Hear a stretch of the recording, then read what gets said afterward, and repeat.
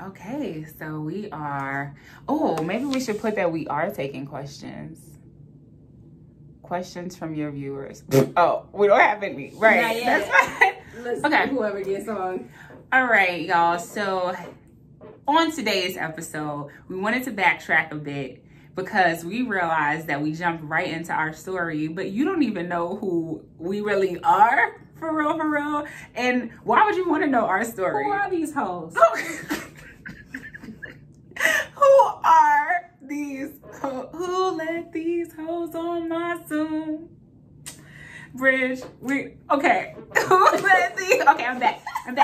Anyway, so, all right, y'all. So we want to go into what it is that we do for a living, why we are special, why you should listen to the gems that we have, why you should believe they're gems, right? Like, why you should even, who are these hoes? Well, I'm not listening to these hoes. We should definitely get a shirt that says, who are these hoes? All right, y'all let us know what y'all think about that. Anyway, so I would love to get us started with my girl, my bestie in the world, because she made such a dynamic shift in her life throughout her journey, and I'm always energized by it and motivated by it, so I think it will definitely inspire you as well. So, Bridge, can you just start off by describing to the people what it is you do for a living? Woo! That's a loaded question. Come through a loaded question. It's not that low. It's loaded in the sense that there are a lot of things that I do for a living. But in a very big nutshell, some of it is evident here. Come through. I am a web developer. I build and maintain websites, but I'm also a digital project manager. So I digital project manager. Build and maintain projects. Lead and maintain projects. Don't say it like that. It is not just, I build and maintain projects too, but I maintain projects. A little something for the people. Because it does involve a lot of people management. So yeah, it's split, but it's at least in the daytime, it's wearing a lot of different hats and using a lot of different skill sets, basically to get a thing done from the beginning to the end. And most of those things happen to be digital, including websites. All of that. All of that. All of that. All right, y'all. So can you tell the people what got you involved in that field specifically? Okay. This is a good one. This is a good one because I tried. Yes, because it ties directly into what I did before. But the story is that I basically had to put together curriculum for some middle schoolers around technology classes or programming classes. And while doing research or deep diving into what it is that they were about to learn, I found myself really jealous of the kids. I wanted to be in the class with them. I wanted to be learning exactly what they were learning, like how to program, how to write code. And that was the first inkling of like what it was that I was going to end up switching to. Gotcha. And that was maybe almost a full year before, a year and a half before I actually made a switch into tech. That was like the first thing, the first inkling of like what it was that I was going to end up doing. Got you. So you kind of shared a little bit of, got into this next question, but I'm going to ask just for clarity, what would you say got you into tech? Because, you know, you mentioned the kids, right? But yeah, what were you doing before you got into tech? Okay. So before I got into tech, I didn't make this up, but people generally don't know what I mean when I say education administration. So it's not just like admin work. But I was specifically a program coordinator and then later on the assistant director of college preparatory programs in the city for middle school students, the city being New York, of course. AKA, we got y'all. I said the city and then I called myself. So we got y'all. I too have worked at We Got Y'all. So I listen. You were doing the noble work. I was a nonprofit worker. I did my time. And the sentence. I did my time. So yeah, I was working with the children, getting them ready for high school and college and so on and so forth. And that has nothing to do with what I do now, but it has everything to do with how I got into what I do now. Gotcha. Okay. How have you been able to weave your first career, the one you just talked about, into your work in tech now? Okay.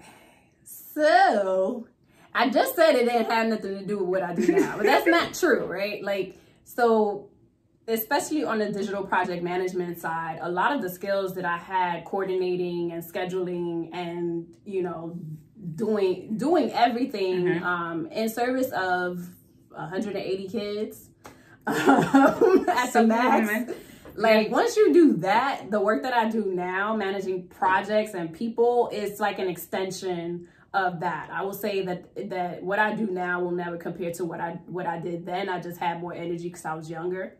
But I just had more energy because I was that's really the biggest relatable content, right? Yeah. And I actually find the youngins to be much more easy to work with in that sense. Like, you know what the needs are there. You understand that they're developing into, you know, their teenage selves. So Moody Judy's and like you know your base. And in what I do now, knowing your base really matters. So there are certain skill sets, what people call soft, but really they're like super important.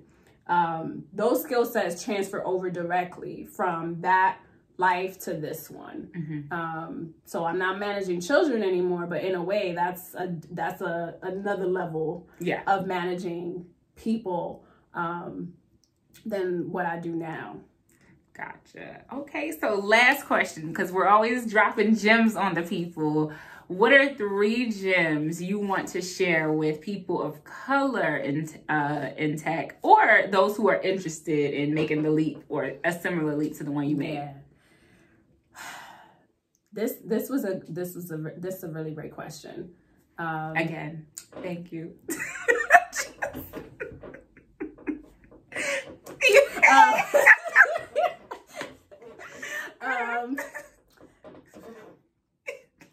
So, in the interest of no bullshit, let's go. That's how you start an answer. Yeah, that's how you start an answer. So the first thing is there are going to be a lot of roadblocks. There are going to be a lot of walls.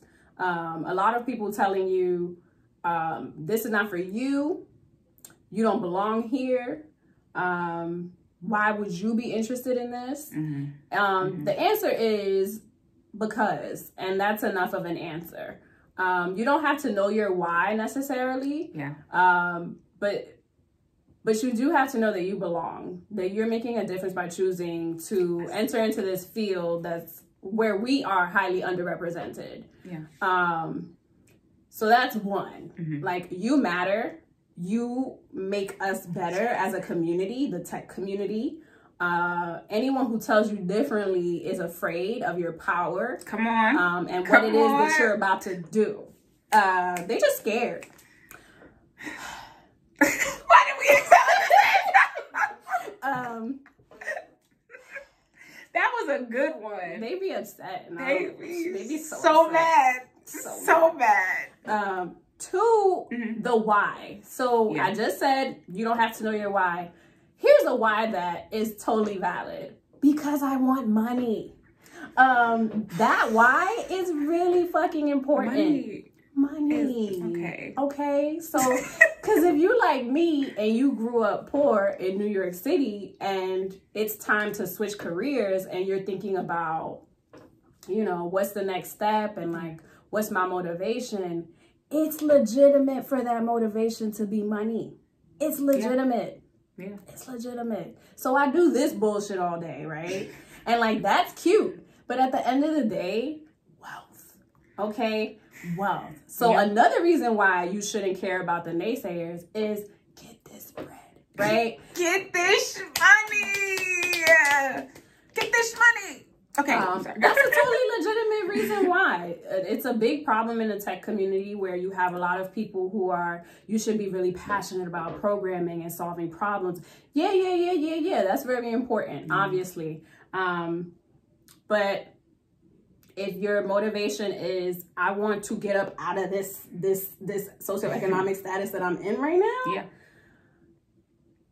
By all means. I love it. I love it. You did that. So this is why my best friend is amazing. Yeah, let's put that into that's it. That's it. That's those are the things. Yeah. All right. Yeah. Well, so that's B of the JB'scapades. That's the magic that is B. We will now go into J. I guess y'all wanna know. Okay. Yeah. So what's the daytime hustle? The daytime, like my big girl job is that I am a fundraiser for a nonprofit, a national nonprofit that focuses on heart research for women, raising awareness that, you know, just of all the different warning signs for heart disease, heart-related illnesses. And obviously, you know, that's near and dear to my heart. And I want to fundraise for that cause because we fundraise for research so we can save more women's lives. Women who look like who? Us. Okay. So y'all notice that she changed her voice. You didn't have to. Okay. Yeah, notice that she changed up her voice. You know. Did I really? Y'all? Okay. Confirm. Confirm or deny? The people. Thumbs up if she changed her voice. Thumbs down if she. Just thumbs up. No, there's no thumbs down. Just thumbs up. Only thumbs up. Okay. Listen. So. Never mind that. I heard a lot of keywords. I heard research. Yes. I heard fundraising. Yes. I heard women. Yes. I heard us. I heard the cause. Just throwing that out there. I love you. Yes. Yes. These are all things that I heard. So many thumbs. Thank you for the thumbs. Y'all don't see it, but there's so many thumbs. They can see it. They don't see it. Y'all don't see it. They see it on the live. Sorry, y'all. Anyway. Okay. So next question. Because what I didn't hear was about the funds that you fundraise. Yeah, that's what it's okay. Okay. It's okay. Professional voice. You're supposed to be on my side, Jazz. So as a spokesperson. Alright.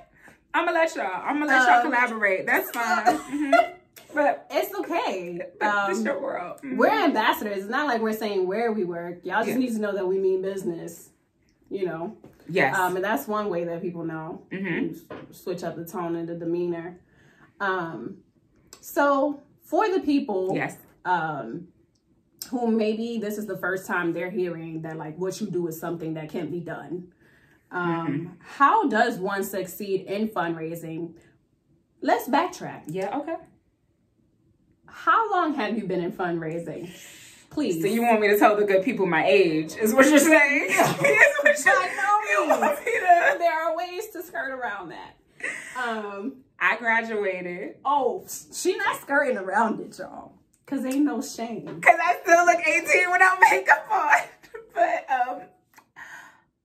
I graduated from college in 2012. And the first job I had out of college was a fundraising job. Very first job. So I was 23 years old telling pastors, like, your church, I need all of this. I need all of y'all to organizing, y'all. So that's one way to do it. Come out of college and asking for money. Right? Yeah. Well, but then I also realized that if you're going to work in a nonprofit because that's your passion and you're drawn to the mission, the only way you make money is in the nonprofit side. If you want to make impact, you make coins. But if you want to, make, and I say coins as in like the small ones, right? But I'm on your side, all your sides, including the professional one. Every single side. Okay. But yeah. Right. So my girl is not new to this. Which begs the next question that I was going to ask is, how does someone succeed in development in nonprofit? You have to be able to take no. You have to understand that no's are not personal. You have to be creative. And you have to be likable. I think if we're being honest, if my goal in life at work is to finesse a philanthropist's pants off, like, you know, or entire draws, like, I have to be able to finesse, like, so whatever that means is just making sure you're clear on why they support the organization. Like, you have a really good understanding of their self-interest. That's what we used to call it in community organizing. You have to know why somebody would want to join forces with you. They know why you want to join forces with them, because they are cutting the check. Know your base. Right. Know your base. Know your base. Next up. Need who? Need who? So, love that you just harmonized. Yeah, I got that from Kev on stage. That is great. He has a Nehu shirt. Oh, I'm about to cop that. We're gonna be watching Kev on stage after this anyway. Just yeah, support. Okay, so with that in mind, so we talked a little bit about how you succeed in development. Yeah. How has development impacted your personal life? Development has allowed me to see how the other half lives. And I've decided that those are my new goals. My ceiling has burst through, you know, the other ceiling I thought I had. I was like, oh, well, wealth looks like owning a Porsche and knowing that you really pronounce it Porsche, right? Like, and like fancy black bougie shit, right? Like, that's what I thought was success. I'm learning now success in wealth is someone calling you back, because I do a lot of calls for fundraising, right? Saying, so you said the commitment is 5,000 or 10,000? Right. I'm sorry, what? So you like because the how unbothered she was with whatever my response was gonna be. Like, was it 5,000? Was it 10,000? What you need? I'm just like, who are these people? How do we, that to me is wealth. That to me, when you can just throw away 5 or 10 or 10K. I learned today that, I didn't learn it, but like someone said it succinctly. Most people's idea of wealth is just like not having to be scared about healthcare bills and living comfortably and not having to like watch the card every month, you know. Not forgetting payday. Right. Forgetting payday. And so the fear around not having is basically most people's idea, like letting go of that fear. And so we talk about like a 2.0 here, where there's letting go of the fear, and then there's how much did you say that you wanted me to cut? 5 G's, 10 G's? Yeah. I was like, this is a whole nother level. You'll have it next week. Today! She sent it that day! She looked over at her husband and said, oh, she said it's 5. And it was sent over that day. Like, that's what I'm talking about. Anyway, but I listen to how these women talk about how they raise their children, the resources they give their children, and what I considered success prior to stepping into this role with people who can just write a 6-figure check. What? What? We had a volunteer who was like, yeah, I don't want to do the things you guys are asking me to do. So instead of me fundraising, I'm going to give you the check. And I was like, who are these people? So, exposure. Yeah. Exposure changes lives. Ooh, Jim. Come on. Y'all get for the free. Y'all are getting this for the free. The same thing happens in tech. Okay. Right. Ooh, come on. For similar reasons. Okay. Right. Like, cause who's funding my projects? You know, who's coming to me asking for a rebrand? Who's coming to my company asking for? And I can't name names because these are some big ass names. Yeah. And I just be like, wow. I don't want your life, but right. I don't want your responsibilities. Yeah. But I see now that I've been thinking about this. Not all wrong, but just like a little too small. Yeah. I've been thinking about this a little too small, you know? Yeah. So you just got to be in the room where it happens. Right. You got to be in the room. A gem. Get yourself in the room. From Lin-Manuel. I did not write that. That's not. He got it for somebody else. Right. I just wanted to got it for somebody else. They're going to be plagiarism. I mean, get into the spaces where you're going to be challenged. Your ideas about... We want to write the checks, Lord. Yes. For the God. Why not? Yes. Okay. That is great. Because when's the last time you owned a checkbook? Oh. I have a checkbook. Do you have a checkbook? I don't use it. I use it sometimes when I feel fancy. Okay. Or when pest control comes. Oh my God. It's for pest control. Listen. Check. Using Pest control. the checks for bills is different. I mean, They not writing checks for bills. he the only one who still take them. Listen, I know he be loving those checks. He probably don't even cash them in. Okay, I'm sorry. Whoa, he probably don't even cash them in. What if the exterminator retired one day? You find out he's a billionaire. Like, listen, I was just doing that for fun. I wanted to get out the house. I was fucking around. I was with the bugs. Oh my gosh. Okay, anyway, so we both realized that we're underrepresented. We are highly underrepresented. And what then is our responsibility from your standpoint? And then I'll share. Notice she's implying that we have a responsibility. Ooh, so okay. All right. I think some people are unclear about that, and that's okay. If it's not for you, if you don't want to carry, you know, the weight. She's not heavy. She's my sister. Come on, come on. But I get, you know, we have we have different roles to play in life. Mm-hmm. We feel a responsibility to the people who are trying to do what we do, trying to see us, you know, at the function. Afrotech right around the corner. Casual, right. Basically, representation matters. We've been saying that. We Black people have been saying that all of our lives. Like, representation really, truly matters. And to this day, I've not worked with a Black woman in tech. I've been the Black woman in tech at my company, and no shade to them because they doing real work. Yeah.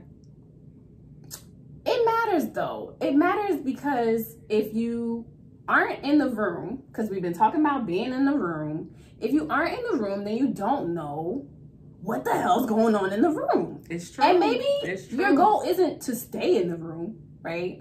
We're not saying go ahead and like go be a part of the echelon and forget about the people outside the room. We're saying, no, you need to go back. You need to make sure that there are more people who can enter, maybe tear down that damn room and build their own house and invite you to it. Anyway, that's with real. that metaphor in mind, I feel like my personal responsibility is to get as many, to affirm as many Black people of color, Black women, to affirm as many of that segment in their desires. They don't have to be wanting to do what I do, but anytime I meet someone who is like, I don't know if I should, you know, I'm not sure if this is a good idea. I'm like, it's not gonna hurt you to try, right? Because if you do find your niche, if you find your space here, you are one more person who, you know, a 12-year-old Bridget can aspire to be.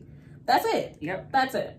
Yeah, you may not even be doing that intentionally, but just by having you be there and be more than the 10% or less of us, you're making a difference. So maybe you don't have to be intentional about it. I'm trying to be intentional about it. Yeah, same. What do you owe the people? Well, when it comes to development, I think I owe them the breaking of stereotypes, because there are a lot of women, I won't say there are not a lot of women of color, or Black women specifically, in fundraising, but the smaller the nonprofit, the less, you know, likelihood that you're going to see women of color. We're convinced as a group that we're not gonna make any money there. You know what I mean? Like, we have to break these generational curses, and you can't do it in nonprofit. But what I've seen is you can climb in nonprofit. There are 6-figure opportunities there. You just have to figure out how to get in fundraising, or which she already told you how to do. Go to Florida. Please don't go to Florida. Well, I mean, no, I'll say that, but she did that.